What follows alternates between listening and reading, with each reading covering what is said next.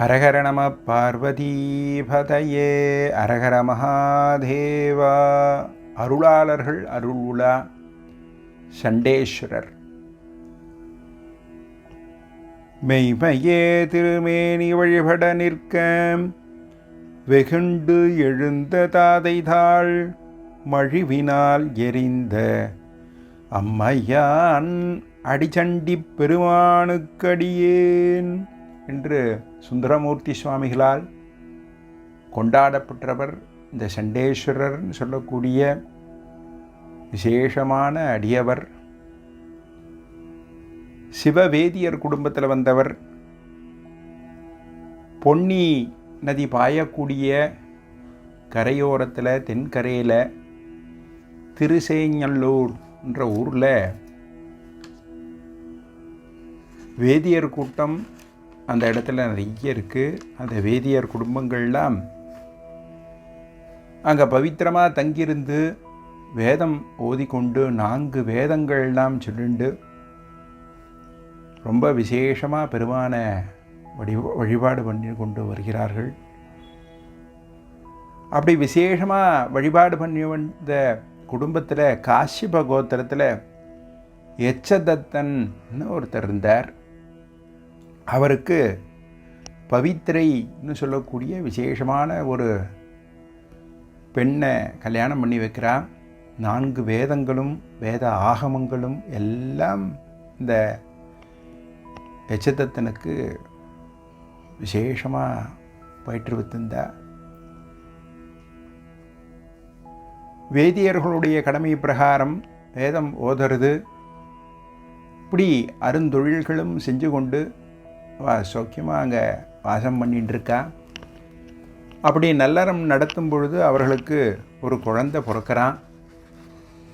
அவன் பேர் விசாரசர்மன் பெயர் சூட்டி அந்த குழந்தையை வளர்த்துட்டு வரா. இந்த விசாரசர்மனுக்கு பிறக்கும் பொழுதே ஞானியாக பிறக்கிறார். அதனால் எந்த விஷயங்களாக இருந்தாலும் உடனே புரிந்து கொள்ளக்கூடிய தன்மை, சிவபக்தி, தாயார் தகப்பனார் இடத்துல பக்தி, இப்படி விசேஷமாக அந்த குழந்தை வளர்ந்துட்டு வருது. அது மாதிரி வளர்ந்துட்டு வர சூழ்நிலையில் அந்த குழந்தைக்கு 4 வேதங்களும் தானாக தெரியறது, சைவ ஆகமங்களும் தானாக தெரியறது. இப்படி விசேஷமாக அந்த குழந்தைய வளர்ந்து வர சமயத்தில் அவர் பாடசாலைக்கு போவாராம். அந்த பாடசாலையில் ஆசிரியர் சொல்வதற்கு முன்னாடியே அவருக்கு அந்த வேதம் தெரியுமா, உடனே சொல்வாளாம். இப்படி விசேஷ ஞானத்தோடு அந்த குழந்தை இருந்துட்டுருக்கான். அப்படி இருந்துட்டு வர சமயத்தில் ஒரு நாள் இந்த குழந்தை பாடசாலையிலேருந்து வீட்டுக்கு திரும்பின்ட்டுருக்கு. அப்போது மாடுகள்லாம் மேய்த்து கொண்டே அந்த மாடு மேய்ப்பவன் வரான். அப்படி வரும் பொழுது ஒரு மாட்டு மேலே குச்சியை வச்சு அடிக்கிறான். உடனே அந்த மாடு அவனை முட்டை போகிறது. திருப்பி கோலால் அடிக்கிறான். அதை பார்க்குறார் இவர். ஏடா அது பசுமாட்டெல்லாம் அடிக்கிறானே, பசுமாட்டுக்குள்ளே தெய்வங்கள்லாம் இருக்கே, எல்லா தேவதைகளும் இருக்கே, இந்த பசுமாட்டுடைய உயர்ந்த பாலை வச்சுட்டு தான் அந்த பால்லேருந்து தயிராக்கி அந்த தயிர்லேருந்து நெய் எடுத்து பசுவுடைய கோமயம் கோச்சானம் இதெல்லாம் சேர்த்து பஞ்சகவ்யம்லாம் பண்ணி இறைவனுக்கு அபிஷேகம் பண்ணுவோமே, விசேஷமான அந்த பசுவை அடிக்கிறானேன்னு வருத்தப்பட்டு அந்த மாடு மேய்ப்பவன்கிட்ட சொல்கிறார், இனிமே நீ மாடு மேய்க்க வேண்டாம், நானே மாடு மேய்க்கிறேன், ஏன் இப்படி பண்ணுற, ஏன் இப்படி அன்பில்லாமல் இருக்க அந்த மாட்டுக்கிட்டக்க சொல்லி அந்த மாடு மேய்க்கும் தொழிலை தானே ஏற்றுக்கிறார்.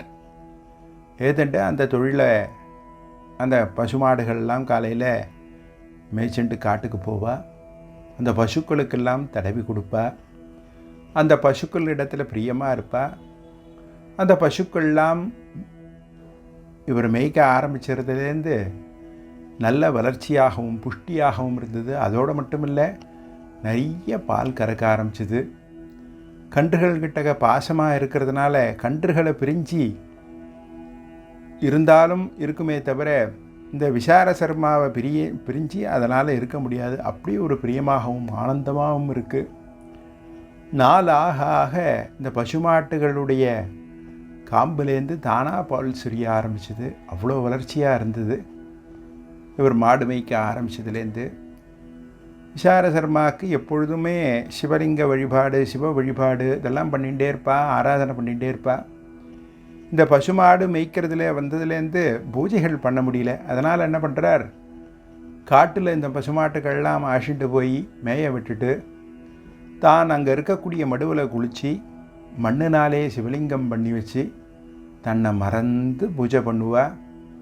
அப்போது அந்த பசுமாடுகள்கிட்டேருந்து பாலை கறந்து அந்த பாலை அபிஷேகம் பண்ணி நிவேதனங்கள்லாம் மானசீகமாக சமர்ப்பணம் பண்ணி வழிபாடெல்லாம் பண்ணுவாள். இப்படி வழிபாடு பண்ணிகிட்டே இருக்கிற சமயம் வருங்காலத்தில் பால்கள்லாம் குறைய ஆரம்பித்த உடனே அந்தந்த பசுமாட்டு உடையவர்கள்லாம் பால் குறையிறது சொல்லி யட்சதத்தன் கிட்டக்க புகார் சொல்கிறா. உடனே யட்சதத்தன் இந்த விசார சர்மாவுடைய தகப்பனார் என்ன பண்ணுறார், நான் போய் அதெல்லாம் கண்டுபிடிச்சிட்டு வரேன், என்னன்னு தெரியல பார்க்குறேன் அப்படின்னு சொல்லிவிட்டு காட்டுக்கு போகிறார். மரவில் நின்று பார்க்குறார்.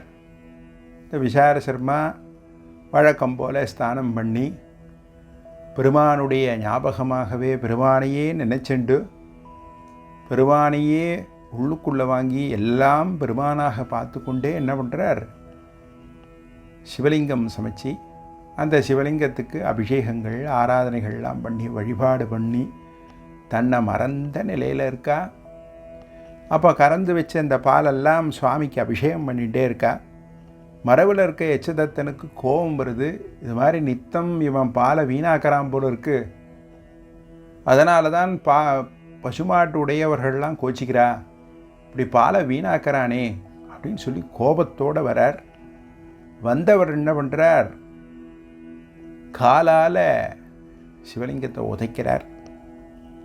பெருமான ஆராதனை பண்ணிட்டு இருந்த தன்னையும் மறந்த நிலையில் இருந்த விசார சர்மா என்ன பண்ணுறார், பக்கத்தில் வச்சுட்டுருக்க அந்த மாடுகள்லாம் மேய்க்கக்கூடிய அந்த கோலை மழுவாக நினச்சி தன்னுடைய தந்தைன்னு பாராமல் அவருடைய காலில் அடிச்சு விடுறார். அடித்த உடனே அந்த அந்த கம்பே மழுவாக மாறி அவர் காலை உடைஞ்சுடுறது. உடைச்சிடுறார். தன்னை மறந்து திருப்பி சிவத்தியானத்தில் மூழ்கிடுறார்.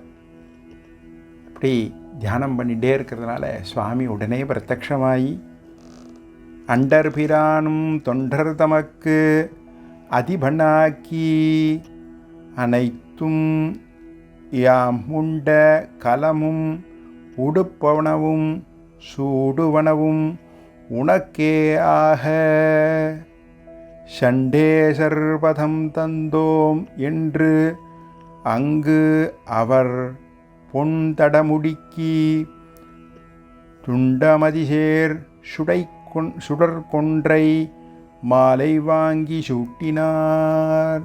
சுவாமியின் உடனே தாயாரோட பிரத்யக்ஷமாரா. அப்படி பிரத்யக்ஷமாயி உனக்கு சண்டேசர்பதம் தந்தோம், இனிமே நான் சாப்பிடக்கூடிய உண்ட உணவுகள் நான் சூடிக்கொண்ட மாலைகள் எல்லாமே உனக்கு தான், அப்படி விசேஷமான சண்டேஸ்வரர் பதம் தந்தோம் அப்படின்னு சொல்லி சண்டேஸ்வரன் திருநாமம் சூட்டுறா.